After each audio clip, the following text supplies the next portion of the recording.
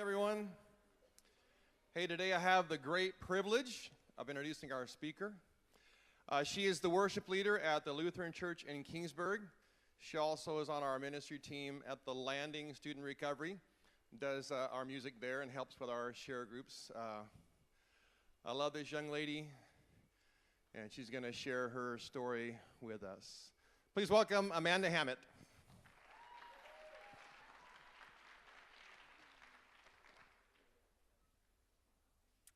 All right, not to be redundant, but my name is Amanda. I'm 26. I grew up in the Valley, right in Kingsburg. Went to Kingsburg High. Know a lot of the same places you guys probably hang out at, same places I hung out at. Used to go to rock concerts in this chapel back in like 2006, which is pretty cool. But it's a blessing to be here and be able to share my story with you this morning. A few things about me. I love music, coffee, I love hiking, favorite color is yellow, and I have a passion for youth ministry and just pouring into generations that I know need to be understood and to be heard and to have an outlet for painful things that happen in their lives, because I've been in your shoes. And I know that you've probably had like 100 people in your life say, I've been in your shoes. No, I understand. I know it's hard, but it doesn't always feel like they've really been in your shoes or anybody's ever walked the steps that you've walked. But I will tell you guys my story, and you guys can be the judge of whether I've walked in your shoes or not. So to start out, 1992. I was born to two parents who were drug addicts. I don't really know them. My mom was an addict, and my dad was her drug dealer, but he was married and had two other kids who are my siblings, but I don't know them. And because of my mom's drug usage, I was born with severe underdeveloped nervous system.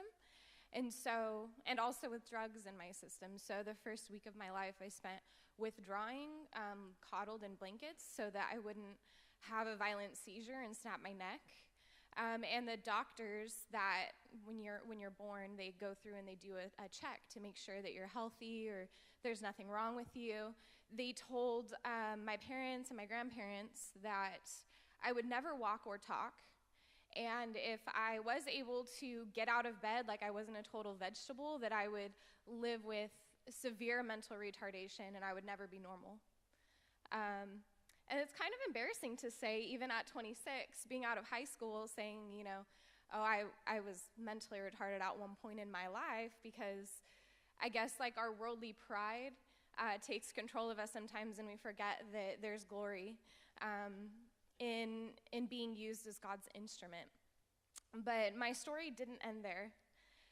So after being born sick, actually I had to go into foster homes for kids who had special needs because nobody could take care of me. You had to have like special training, I guess. And so my grandparents had adopted my older brother, who was in the same situation as me but wasn't sick, but they couldn't take me and didn't really want the burden of a special needs kid, and so I went into foster care, and I was there for 2 years. But my praying grandmother, who has amazing faith, would drive from Fresno to Sanger to visit me once a week for 2 years.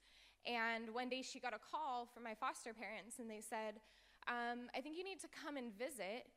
And when she got there, they said, so we heard Amanda in her crib, and she was kind of like cooing, like singing. And we went in to check on her to make sure she was okay, and she was just sitting up looking out the window, just kind of singing to herself, I guess as well as a 2-year-old could. And the crazy thing about me sitting up is that I had an underdeveloped nervous system, so I wasn't really able to sit up like normal kids at 2 years. So basically they were like, it looks like there's nothing wrong with her. It's like there was never anything wrong with her. And from then, there was like 2 or 3 years of legal stuff, and they took me home to Kingsburg, where I grew up, normal life, went to public school and all of that.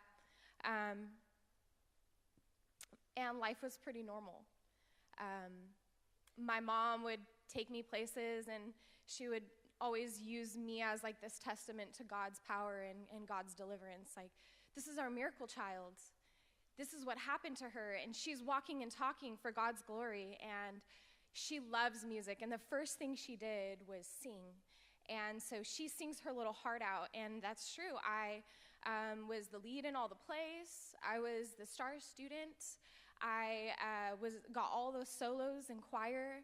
In like 6th grade, I taught myself to play guitar, joined the worship team, took vocal lessons, was super active in church and Sunday school, and it really seemed like everything was cool and everything was great. In like 3rd grade, I want to say, my older brother who lived with us, who was adopted as well with us, his dad actually reached out to him and wanted a relationship with him, and we had different dads. And I remember that moment in my head of thinking, why doesn't my dad love me? Why doesn't my dad want to know me? What's so wrong with me at like 9, like thinking that? And now I look back on it and I realize it was probably a really poignant moment in my life, because that's when like the reality of like feeling inadequate, feeling less than despite all of your efforts and everything that everybody's told you about being special, that sometimes life hurts. And I feel like that kind of planted this seed of feeling inadequate. And then, so from there, you go through elementary school and your body starts to change. You hit junior high, and then kids become cliquey, and you start to realize you don't fit in, maybe. And I started to think, maybe I'm weird. Maybe I'm not normal. Nobody else plays music or goes to church all the time. But then at church, I was like the cool kid, because I was the kid that was on the worship team. And so I never really felt like I fit in. And then just over these moments and months of just going through adolescence, like going through junior high and all of that, I started self-harming because I had no other outlet. I felt like my parents had me up on this crazy high pedestal of like, she's our miracle kid and she plays music, and look at her go sing worship on Sunday mornings, and look at her go do Sunday school and all these missions trips, and she's like our go-getter. And I had this like big buildup of who I had to be so that I could be worthy of this miracle child identity that they had put on me, I guess. And so to kind of subdue all of this anxiety and just the hardship of being 13, which is not an easy age, and I know that is not an easy age. It wasn't easy for me. It wasn't easy for your teachers. Probably not easy for any of you seniors sitting in the front row, and for you junior hires, we know it's not easy to be 13. So I started self-harming because I had no other outlet. My friends saw me as this, the friend that you go to when everything's wrong in your life, the friend that has all of the good advice, because like I had lived this crazy life, and I was so connected to my faith is what they saw. And so I was the person everybody dumped their stuff on too, and I couldn't talk to them about what I was going through and my feelings of inadequacy, so that was my outlet. So I started just like taking safety pins and cutting my arms just to see how it would feel. And then it was taking razors out of pencil sharpeners, out of like the little handheld pencil sharpeners. And then it was going into the garage and taking my dad's X-Acto knives apart and cutting my arms when I would get upset. And then it just became my identity, that I was a cutter, that I couldn't deal with what was going on in my life, and I was so weak that I just couldn't cope. But nobody saw that, and nobody knew that in my life. I kept everybody at a distance so much because I was afraid that they would see that I was human and that my whole world would just fall apart, that they would find out I'm not the miracle child, I don't have it all together. And that's a lot of pressure to just put on yourself at the age of 13, 14 years old. It was completely insane now that I look back on it, being 26 years old. But that was my reality, and there was no other reality aside from that when I was in junior high and when I was in high school.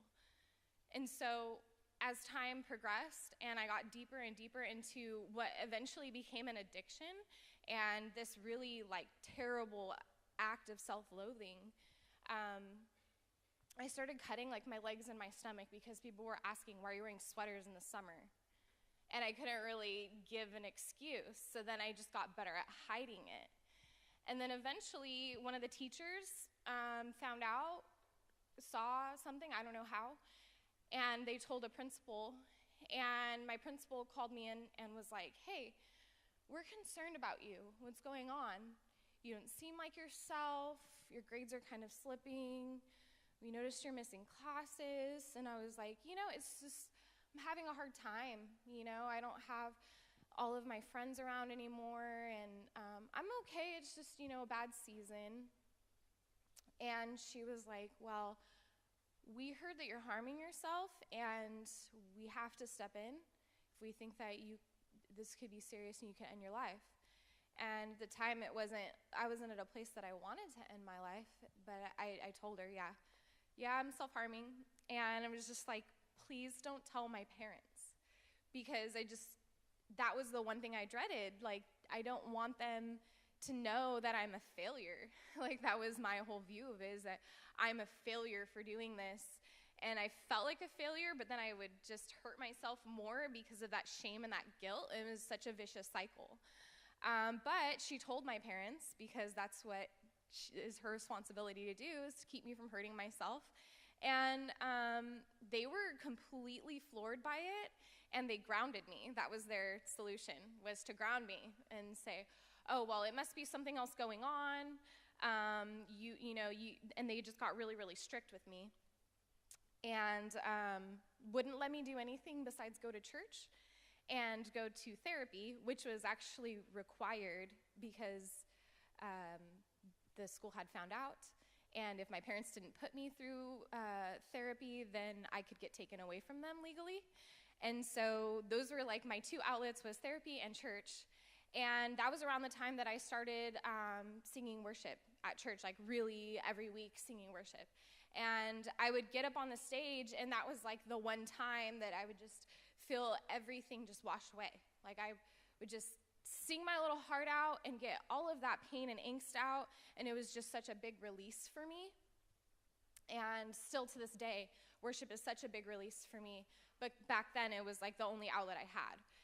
But I would come to church on Sunday, and I would put up this front of oh yeah, I'm here because God is good, and I can't wait to worship, and my life is great. And I would put this smile on, because in my eyes, that's what I owed to God. Jesus died for me, so the least I can do is be happy to be here in his presence and be happy to worship his name. And other people don't want to see my crap. Other people don't want to see that I'm falling apart. And I had no concept of intimacy with God. I just thought it was a duty that we had. And so I would get up every Sunday and I would sing, and everybody thought look at Amanda, she's our youngest leader. She's just really got it all together. And every mission trip I went, every youth group event, I was there, I was helping, I was the first to come, last to leave. But really it was because I had nothing else. And I put up this everything's cool, everything's great, I've got it under control kind of front. And really I was crumbling. And it was all I had.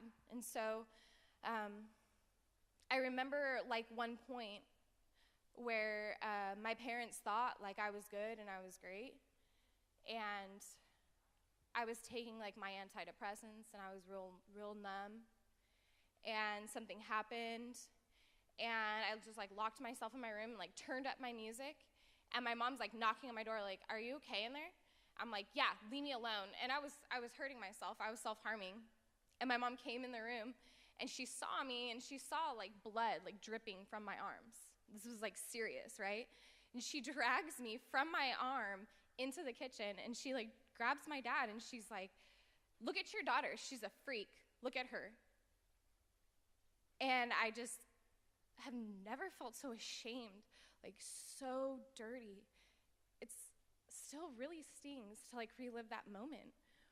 And I just realized I had no control over what was happening to me, like over what I was doing to myself. And I had to do something because it was getting serious.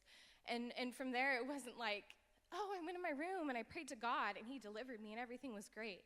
Like, it was really a hard, arduous process of me learning to like deal with my stuff and deal with feeling disconnected from other people and feeling like I had to be like put up this front, like everything's okay, and be honest with people about what was going on with me. And the beautiful thing about it was a lot of people were like, me too. Me too, I feel that way too, and maybe I'm not as deep into it as you, but I'm there, and we all go through it. And you guys might feel like you're the only person going through what you're going through, but there's probably somebody on the other side of the room that feels the same way, that goes to bed at night and has the same thoughts and wonders like, why am I going through these motions? And I don't feel it. And so I move into high school and continue all of this therapy and thinking, you know, if I pray hard enough, God's going to deliver me and I'm going to get better, and thinking that this is just something I'm going to move past. And what really I wasn't dealing with was my issues of self-worth and feeling like I wasn't good enough to have this like miracle have happened in my life. Like, God delivered me from being like a vegetable, and he's like got this huge calling on my life, and I'm just not living up to that. And until I live up to that, like, I'm never going to be worthy, and I'm never going to like get it. And I know some of you guys may not be in a place where you're like 100% in your faith, or if faith is still like a distant concept to you, but the way I was living my life is what it looks like to just live a religious life. Like, you put on the front and you go to church and you kind of get that release when you sing and when you pray, and you think you get all those emotions out, but really God's not like working in your heart. Like, you're sitting there and you're reading scriptures, like they're poetry and it's beautiful words and it's a great concept, but it wasn't sinking in for me. Like, God was not working on me. And I continued through this like vicious cycle until God broke in.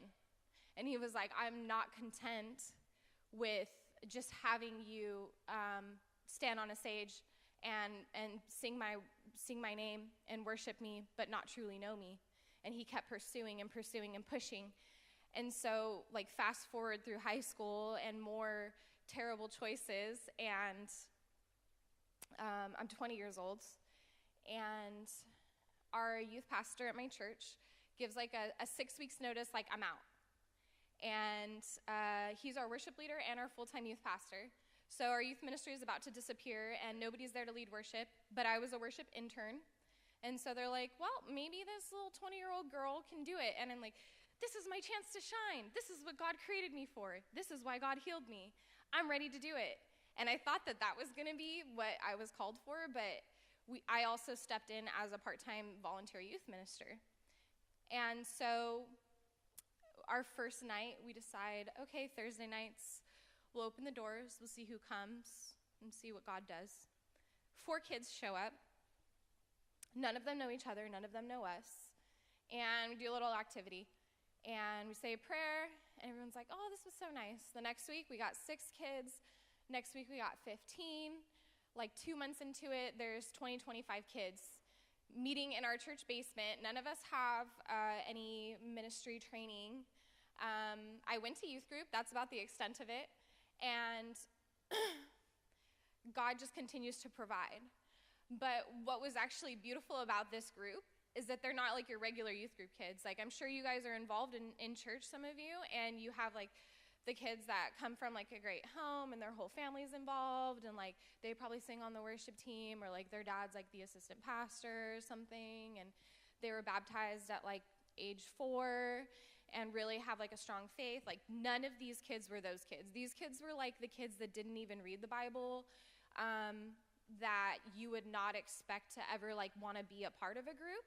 But this was like the one place they belonged because they were the kids that never felt like they belonged anywhere, but they belonged with other kids that felt like they didn't belong. And so we started to learn the stories of these people.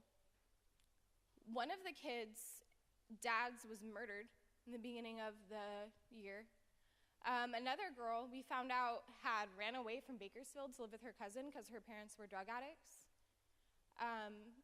I visited multiple kids in hospitals who had attempted suicide. I had kids just like come out to me about their sexuality, driving them home. And I realized that everything that I thought disqualified me from ministry, all of the brokenness that I had experienced, actually qualified me to do this ministry. Because these were the people that needed to be reached. These were the people that didn't have anywhere to belong, that didn't have anybody to understand their stories. And my calling was never that I had to be the perfect miracle child. It was that I was to live my brokenness and to live it honestly and to tell God's grace, to extend God's grace to those that didn't even know what it was. And so I spent all of this time like hating myself and thinking I had to be something else, and God had something completely different planned. But I beat myself up for so long over it.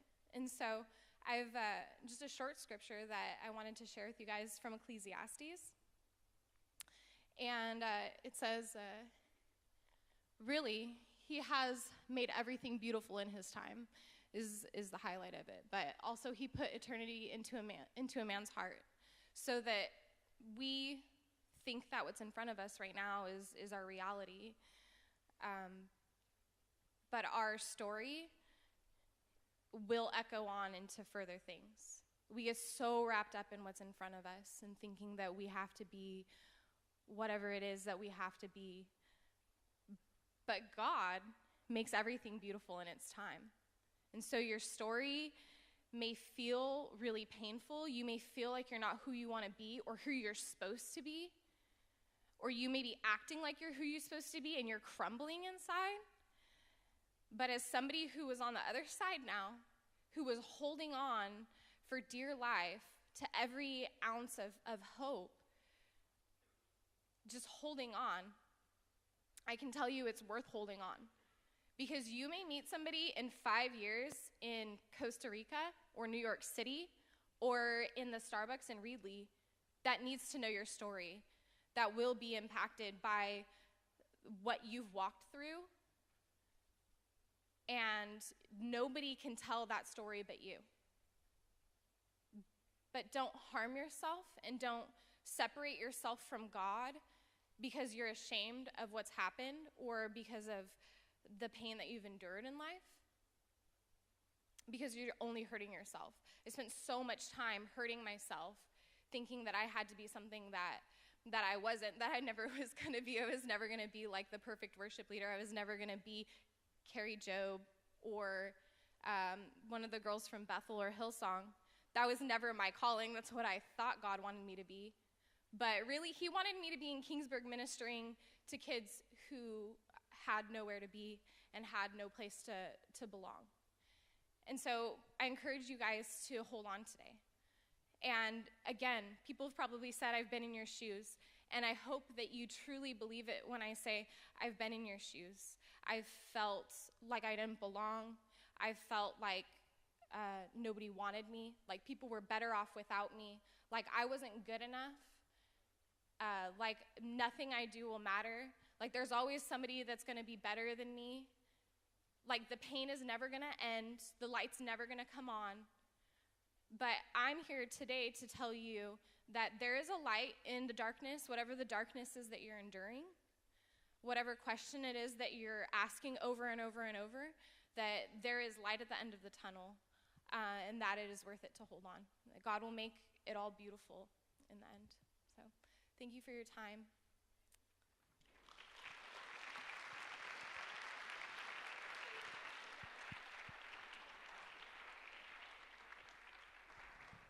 Seniors.